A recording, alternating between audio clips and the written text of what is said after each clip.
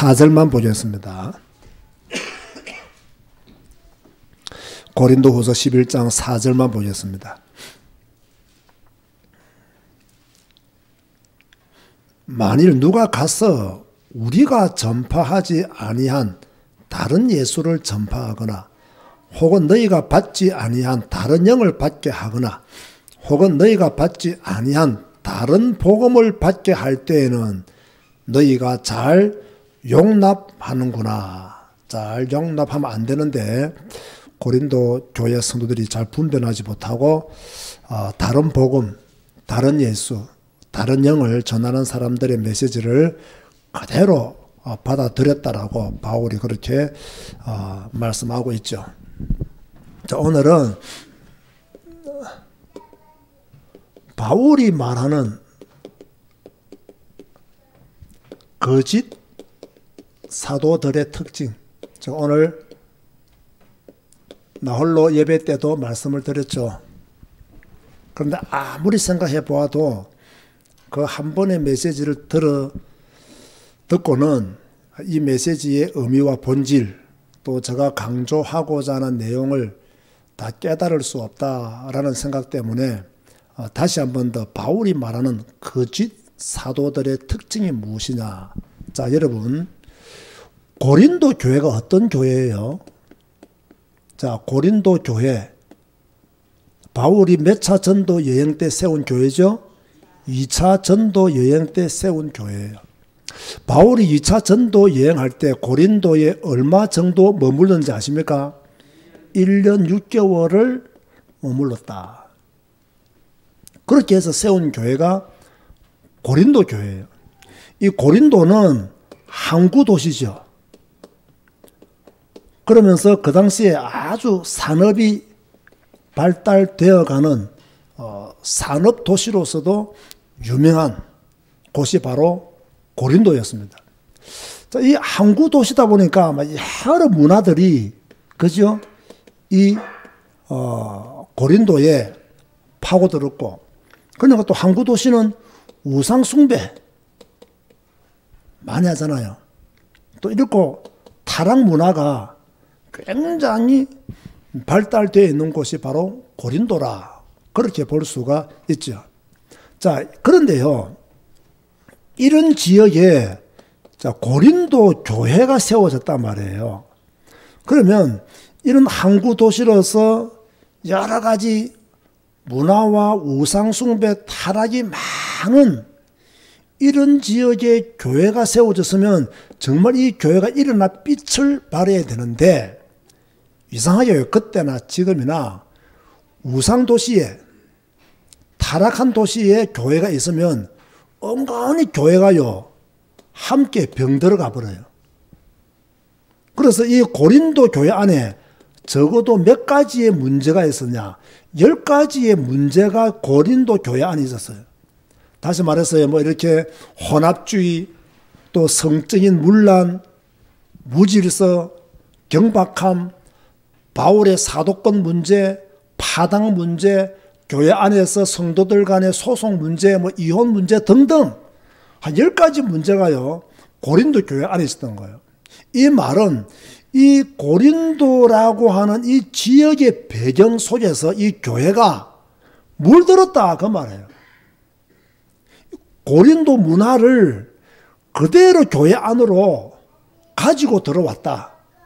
교회는 거룩한 곳으로서 하나님의 성전으로서 구별되어져야 되는데 성도들이 변화되지 못하니까 그 문제가 그대로 교회 문제로 연결되어진 것을 우리는 고린도전서를 통해서 확인할 수 있죠. 이런 여러 가지 문제가 있으니까 바울이 제3차 전도 여행 때 에베소에 머무면서 고린도전서 편지를 씁니다. 그래서 디모데를 통해서 보내지요. 그러면 바울이 이 고린도전서를 딱 보냈으면 고린도 교회 성도들이 바울을 통해서 복음을 받았잖아요. 그러면 바울의 사도의 권위를 인정하고 바울의 가르침을 받아야 되는데, 고린도전서를 보냈음에도 불구하고 또 나중에 바울이 복음을 전했음에도 불구하고 이 고린도 교회 문제가 해결되어지지 않는 거예요. 저는 이런 것을 보면서요, 야, 사람은 한 번 잘못 물들면 치유되기 어렵구나. 한 번 잘못된 사상, 한 번 잘못된 메시지를 받아버리면 회복되기가 어렵구나. 그래서 안타까운 마음으로 바울이 다시 3차 전도 여행을 하면서 에베소에서 다시 고린도 후서를 써서 보낸 것이 바로 오늘 우리가 읽은 고린도 후서의 내용이다. 그런 것을 여러분이 아시면 됩니다. 자, 오늘 그러면 우리가 고린도후서 11장을 읽었는데요. 이 고린도후서 11장의 내용이 뭐냐면 거짓 사도들, 잘못된 교훈을 했던, 교회 안에서 틀린 교훈을 했던 이 거짓 사도들의 특징에 대해서 바울이 말을 하고 있는데요. 이 거짓 사도들의 특징이 무엇이냐? 이들은요, 그리스도를 떠나 성도들을 부패하게 만든다는 거예요. 거짓 사도들은 거짓 사도이기 때문에 성도들로 하여금 그리스도를 떠나 그들의 마음이 부패하도록 만든다. 여러분 3절을 보세요. 11장 3절을 보면 뱀이 그 관계로 하와를 미혹한 것 같이 너희 마음이 그리스도를 향하는 진실함과 깨끗함에서 떠나 부패할까 두려워하노라. 바울이 왜 이런 말을 하냐면 이 고린도 교회 안에 이렇게 하는 자들이 있었다는 거예요. 고린도 교회 안에서 뱀이 하와를 유혹하여 넘어지게 한 것처럼 지금 고린도 교회 안에 성도들을 미혹하는 자들이 있다는 거예요. 그래서 전에는 진실함과 깨끗함으로 그리스도를 따랐다고 하면 이제는 그들의 교훈을 받고 뭡니까? 진실함과 깨끗함에서 떠나 부패하는 그런 모습들이 보였기 때문에 바울이 두려워하노라. 그렇게 말하고 있는 거예요. 자, 그런데요, 우리가 이 이면을 잘 봐야 됩니다. 그리스도를 떠나게 만든다는 말은요, 그들은 막 그럴듯하게 복음을 말하고 가장 좋은 말을 말하면서 결국 누구를 따르게 만드느냐? 자신들을 따르게 만드느냐. 자신들의 사상, 자신들의 전통, 자신들의 교훈 이런 것을 따르도록 만들어버린 거예요. 여기에 대표적인 사람들이 누구냐 하면 유대주의자들이에요. 유대주의자들이 여기에 대표되는 사람들이었죠. 그러면 오늘날 교회 안에 이 유대주의자들의 후예가 없느냐? 없으면 좋겠지만은 현실적으로 볼 때는 많이 있다는 거예요. 그래서 어디가 위험하냐? 자, 고린도가 위험한 것은 당연한 거예요. 그러나 고린도가 위험하더라도 고린도 교회는 안전해야 된단 말이에요. 그런데 이렇게 잘못된 복음을 전하는 사람들이 교회 안을 파고들으니까 고린도 교회 안마저 휘청거렸단 말이에요. 지금 유대주의자들이 또는 이들의 후예들이 한국 교회에서 활동하고 있다면 은근히 복음을 말하면서 은근히 성경을 말하면서 자기 자신을 따르도록 만들고 있다면 이것이야말로 교회가 위기에 빠질 수밖에 없다. 문제 가운데 빠질 수밖에 없다는 거예요. 그런데 바울은 한 번도 이렇게 사역을 해본 적이 없어요.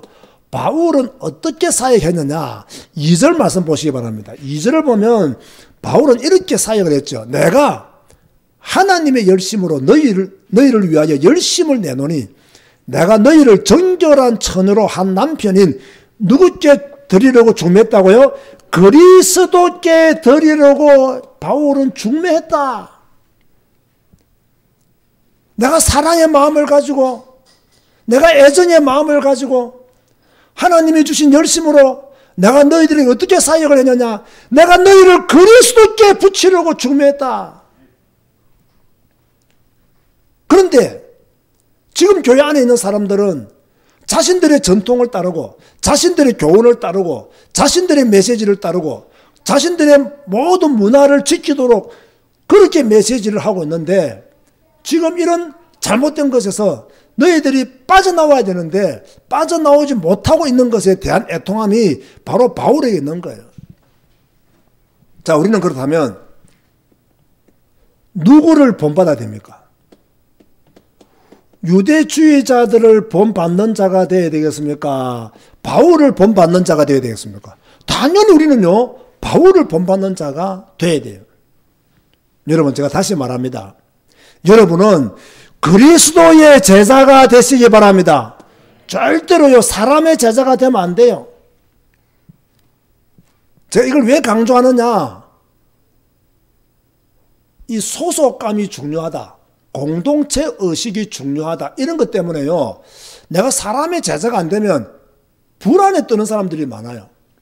사람의 제자가 돼야 소속감이 분명하고 공동체 의식이 분명해지고, 이런 생각들을 가지고 있다 보니까 자꾸 어떤 단체나 사람에게 속하여 지려고 하는 속성들을 우리가 가지고 있어요. 그런데 우리의 신앙을 하나님 앞에 바로 세운다면 저와 여러분들은 사람의 제자가 안 되면 안 돼요. 심지어 여러분들은 목사의 제자가 되면 된다 안 된다? 내가 되지 말라 했잖아요. 누구의 제자만 되어야 된다? 그리스도의 제자만 되어야 된다. 아멘 하시기 바랍니다. 저는 옛날에 잘못 배워가지고요, 아니 목사의 제자도 안 되는 사람이 어떻게 그리스도의 제자가 되겠느냐, 이렇게 말하는 사람의 이야기를 들었어요. 딱 들으니까요, 그 말이 좋아 보이더라니까요. 일리 있게 들리더라니까요.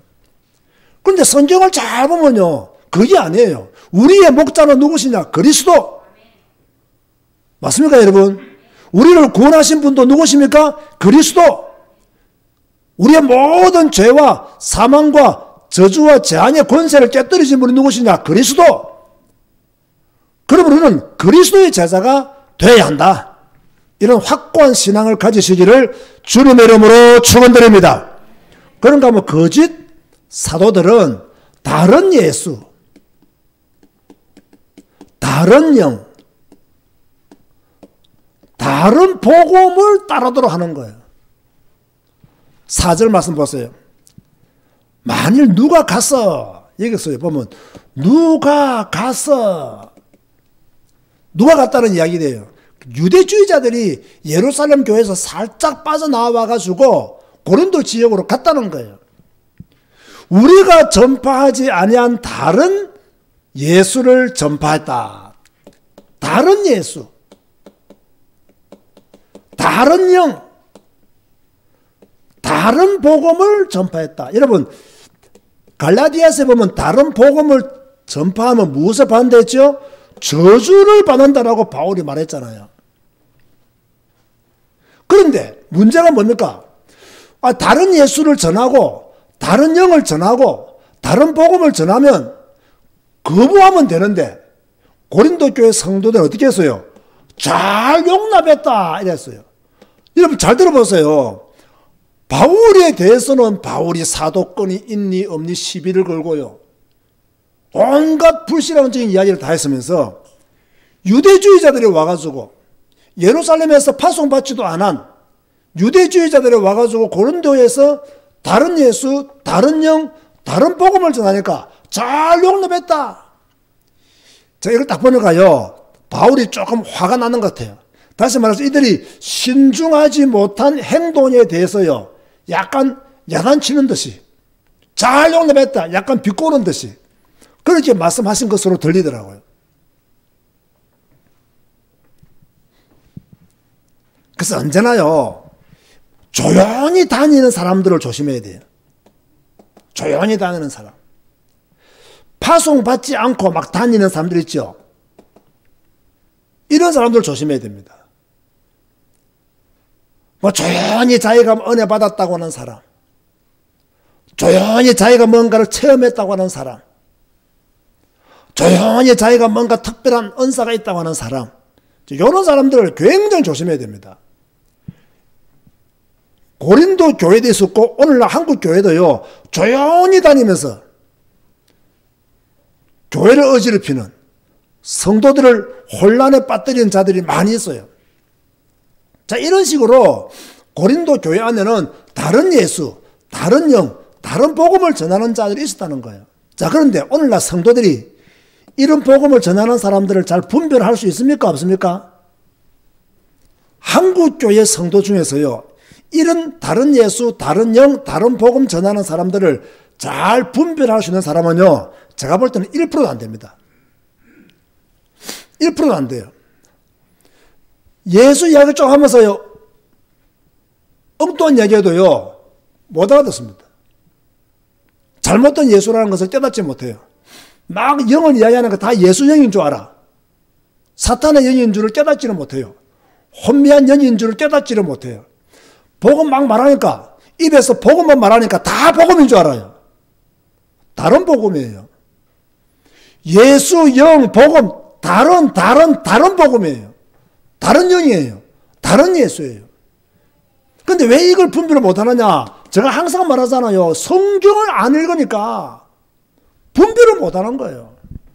성경을 모르니까 분별을 못하는 거예요. 여러분, 빛을 알아야 어두움이 무엇인지를 알지요. 근데 빛을 모르니 어떻게 어두움을 알 수 있겠냐 말이에요. 진리를 모르니 거짓이 무엇인지를 모르는 거예요. 생명을 모르니 사망이 무엇인지를 모르는 거예요. 이게 보통 문제가 아니라고요. 그래서 제가 여러분들에게 죽으라고 성경 읽으세요. 성경에 눈을 두세요. 성경을 배우세요. 말하는 이유가 뭐냐? 속지 말라고. 분별하라고. 저를 위해서 드리는 말씀 하나도 없습니다, 여러분. 여러분, 성경을 읽으라는 말이 목사를 위해서 전하는 메시지라고 생각하십니까? 제가 여러분에게 성경 읽으세요. 듣기 싫을 정도로 성경 읽으세요. 성경 읽기를 즐기세요. 성경을 배우세요. 이렇게 말하는 것이 목사에게 유익하겠습니까? 여러분에게 유익하겠습니까? 솔직히 목사들은요, 성도들이 성경 모르기를 원합니다. 왜 목사들은 성도들이 성경을 모르기를 원할까요? 이유는 간단합니다. 그래야 말씀을 가지고 설교를 가지고 성도들을 마음대로 움직일 수 있어요. 성도들은 모르잖아요. 목사니까 설교하면 다 하나님이 주신 말씀으로 하나님의 종이니까 거스르면 안 되고 순종해야 되니까 이런 식으로 해서 전부 다 맹신에 빠지고 광신에 빠지고 맹종에 빠지는 거 아닙니까? 또 여러분 교회에서 배운 것은 무조건 순종이잖아요. 하나님께 순종해야 되지. 그죠? 하나님께 순종해야 되지. 사람에게 순종하는 것들을 강요당했잖아요. 알게 모르게요. 여러분들이 가지고 있는 잘못된 지식들이 엄청 많아요. 그러다가 결정적일 때 하나님께 순종해야 될 때는 또 돌아섭니다. 이런 잘못된 신앙생활을 오랫동안 해왔단 말이에요. 왜? 분별력이 없으니까. 왜? 성경을 몰랐으니까. 알아도 이상하게 해석했고 잘못된 다른 예수, 다른 영, 다른 복음, 다른 해석, 다른 적용 그런 거 배워가지고 그것이 옳은 것인 줄 알고 우리가 오랫동안 살아왔잖아요.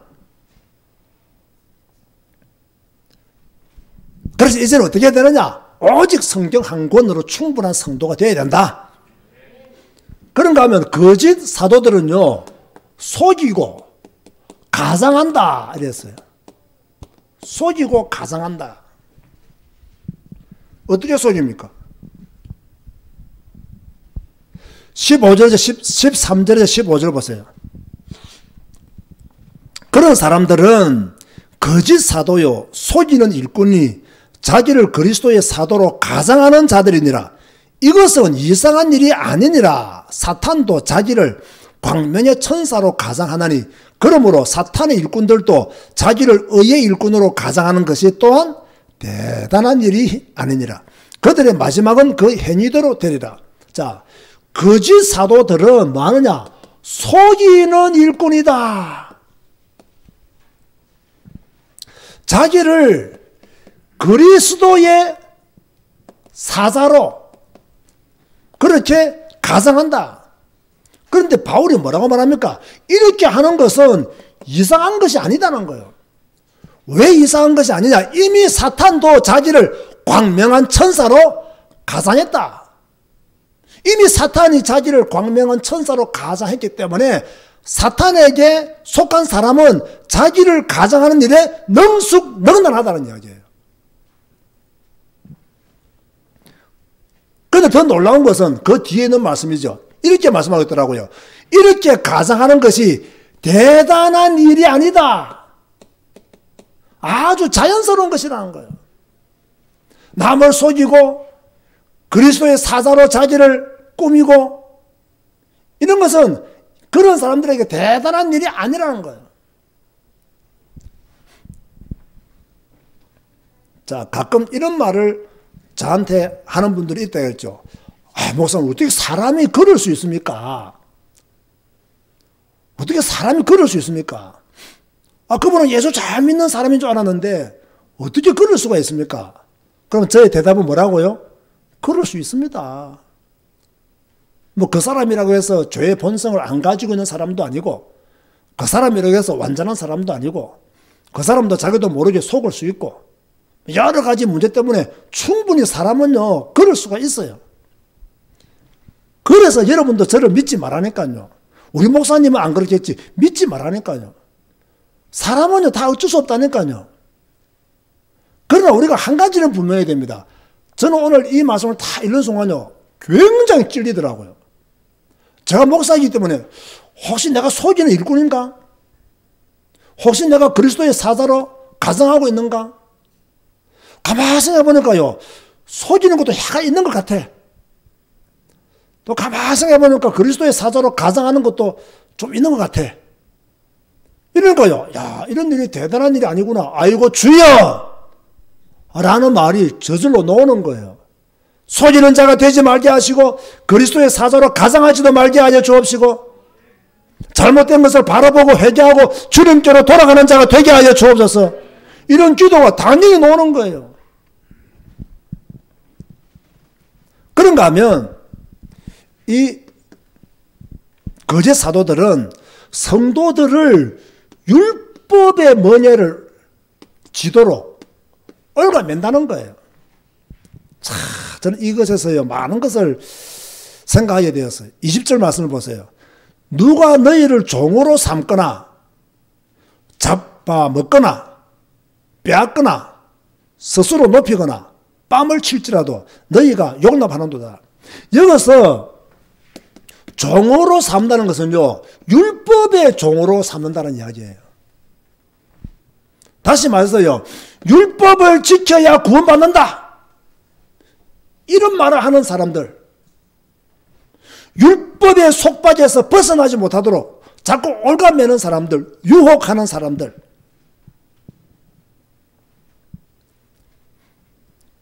그런데 제가 곰곰이 생각해 보니까요, 여러분, 성경이 아닌 메시지를 자꾸 강요하면서 여기에서 벗어나면 안 된다라고 말하면요, 이것도 내가 볼 때는 이들의 후회가 확실하다. 복음 메시지가 아님에도 불구하고 마치 이것에서 떠나가면 굉장한 저주와 재앙이 임하는 것처럼 위협하고 협박하는 것도 제가 볼 때는 거짓 사도들의 특징이다. 그렇게 말할 수가 있는 거예요. 자, 이런 속박에서 우리는요, 절대로 해를 당하거나 또로 속아 넘어가면 안 되죠. 여러분, 성경은 우리의 모든 것을 밝히 증거하고 있습니다. 우리가 성경을 딱 제대로 보면요, 우리 자신이 훤히 보이고 현장이 보이고 지금 떠돌아다니는 모든 것들이 우리 눈에 다 보이는 거예요. 성경을 자세히 보면요, 우리가 속을 수가 없어요. 성경을 자세히 보면요, 분별이 될 수밖에 없는 거예요. 성경을 안 보니까 속고 성경을 안 보니까 분별이 안 되는 거예요. 그러니까 다섯 번째로요, 거짓 사도들은 스스로 자신을 높입니다. 이것도 거짓 사도들의 특징이에요. 그래서 20절 보면요, 스스로 높이거나 교만하다, 그 말입니다. 교만하다. 여러분, 모든 이단 교주들의 특징을 보세요. 어떤 특징이 있습니까? 자기 외에 다른 사람 없어요. 자기 외에 다른 사람 없어요. 자기만 특별한 걸 깨달은 거예요. 자기만 하나님께서 특별한 메시지를 주신 거예요. 자기만 받은 은혜예요. 자기만 얻은 축복이에요. 자기만 가지고 있는 무기예요. 그래서 뭐 언급해서 딱 스스로 자기를 높이잖아요. 그러니까 뭐 이거 틀렸고 저건 저 틀렸고 그래서 안 되고 다 그렇게 말하는 거예요. 왜?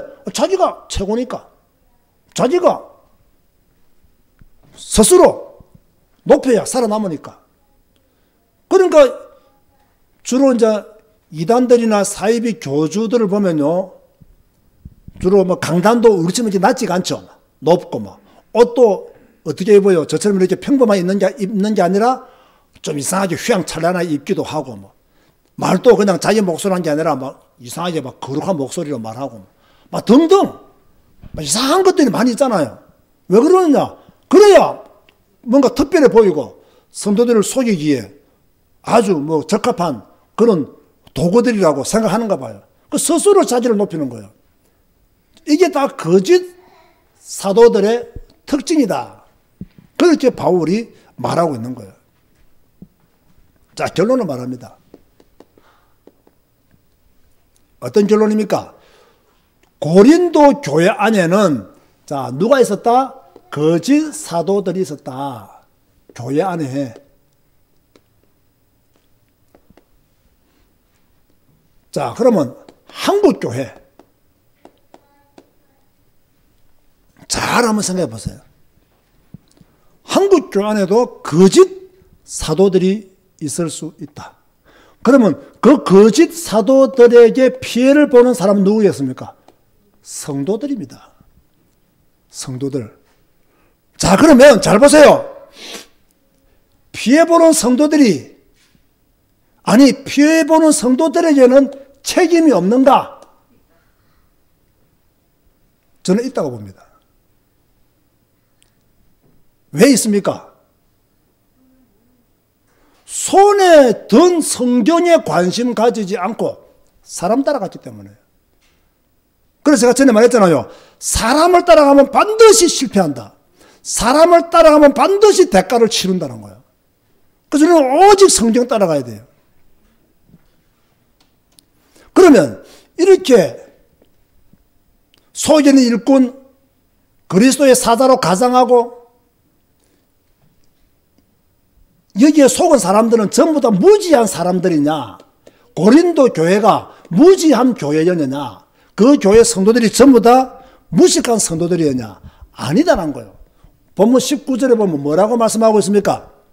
너희는 지혜로운 자로서 어리석은 자들을 기쁘게 용납하는다. 바울은 이 고린도 교회 교인들이 지혜롭다는 걸 알았어요. 이미 고린도전서 1장 5절에도 뭡니까? 고린도 교회 교인들은 언변이 뛰어나고, 그러니까 바울 보고 말에는 어둔하다고 그렇게 말했잖아요. 그죠? 지식이 풍족하도다. 언변이 뛰어나고 지식이 풍족하다라고 고린도전서 1장 5절에 말씀하고 있는 거죠. 자, 여러분,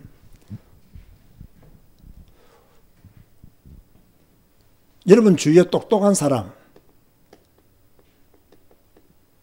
잘난 사람, 뭐 쉽게 말해서 학벌 좋은 사람, 이런 사람들이요 이단에 더 잘 빠집니다. 이상합니다. 이단에 빠지는 사람들 보면 아주 무식한 사람도 있지만 아주 못 배운 사람들도 많이 있지만요, 의외로 똑똑한 사람, 잘난 사람, 학벌 좋은 사람들이 많습니다. 의외로요. 의외로 서울대학 출신들이 이단에 더 잘 빠져요. 그 똑똑한 사람들은 어딘가 한 곳에는 좀 허술한가 봐. 그 허술한 곳을 파고드니까 바로 걸려드는 거예요. 그래서 여러분들은 어떻게 됩니까? 내보다 잘난 사람이 하기 때문에, 내보다 똑똑한 사람이 하기 때문에, 내보다 학벌 좋은 사람이 하기 때문에 따라하면 된다, 안 된다? 안 된다는 거예요. 절대로 안 돼요. 우리의 기준은 사람이 아니라 뭐다? 성경이다. 아멘 하시기 바랍니다. 그럼 우리는 성경 따라가야 되는 거죠. 성경 말씀 따라 움직여야 되는 거죠. 그죠? 그래서 왜 여러분들이 성경에 집중해야 됩니까? 간단해요. 거짓 사도들에게 속지 않기 위해서 성경에 집중해야 돼요. 왜 여러분들이 날마다 성경을 읽어야 됩니까? 거짓 사도들에게 속지 않기 위해서 날마다 성경을 읽어야 돼요. 왜 여러분들이 성경 공부를 해야 돼요? 거짓 사도들에게 속지 않기 위해서 성경 공부를 해야 돼요. 적어도 우리 교회는요, 또 언택도 교회 성도들은요, 수준이 굉장히 높은 분들이에요. 왜 수준이 높은 분들이냐? 적어도 여러분들은 주석 한 질 정도는 다 가지고 있잖아요. 안 가지고 있습니까? 주석 한 질 정도 다 가지고, 언제 보려고? 성경 읽다가 이해 안 되는 부분이 나오면 공부하려고. 또 다른 설교를 듣다가 저건 좀 성경과 거리가 먼 것 같은데 라는 느낌이 들면 주석을 보면서 확인하고 공부하려고. 우리 제자교회 성도들과 언택도 교회 성도들은요, 정말로 수준이 있는 성도들이에요. 왜? 한국교회 성도 중에서 누가 주석을 가지고 있는 성도가 어디 있겠어요? 없어요. 보는지 안 보는지는 잘 모르겠지만, 예? 좀 봐야 되죠. 베레아 성도들처럼 날마다 성경을 상고하면서 맞는지 안 맞는지 확인해야 되죠. 그러면서 말씀과 맞으면 따라가고, 말씀과 안 맞으면 딱 서야 돼요. 무조건 여러분들이 아멘하고 막 가자 이런 신앙생활을요 이제 끝내야 됩니다. 아시겠습니까? 딱 성경에서 말씀하고 있는 대로 말씀하면 아멘하고 가고, 성경이 아니라고 생각되어지면 멈추고, 지혜로운 사람이 돼야 되지 막 맹신하고 광신하고 막 맹종하듯이 그렇게 예수 믿으면요 정말 한국교회 소망 없습니다. 여러분들 소망 없어요. 거짓 사도들이 많은 이때에 여러분들은 오직 성경에 눈을 두시기를 바라고, 또 성경을 통해서 여러분의 영적인 모든 것들을 공급받게 되기를 주님의 이름으로 축원드립니다. 주님 감사합니다. 오늘도 수요 예배를 맞이하여서 거짓 사도들의 특징에 대해서 함께 듣고 배웠습니다. 나홀로 예배 때 들은 말씀이지만 또다시 저희들이 정리했습니다.